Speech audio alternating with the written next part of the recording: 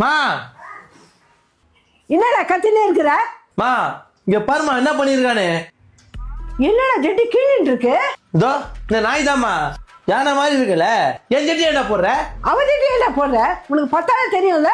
என் ஜட்டியை நீ தூக்கி போட்டமா, எனக்கு போறதுக்கு ஜட்டி இல்ல, அதனாலதான் அவன் ஜட்டி எடுத்து நான் போட்டேன். உங்க அறிவில 10,000 தெரியும்ல, அப்ப ஏன்டா போடுற? ஒரு பட்டக்ஸ் 40 கிலோல இருக்குது. அப்புறம் எப்படிதான் என் ஜெட்டி உனக்கு பத்தம்? மா அவனை பாருமா, என்ன பாடி ஷேப் பண்றான். டேய் சோத்து முட்டை, நம்ம பசங்க நம்ம தெருல இருக்கவங்க எல்லாம் உன்னை கலாய்க்கிறாங்க. பச்சி சாப்பிடுறத குறைகிறியா? இவன் வெயிட் என்ன தெரியுமா? 120 கிலோ.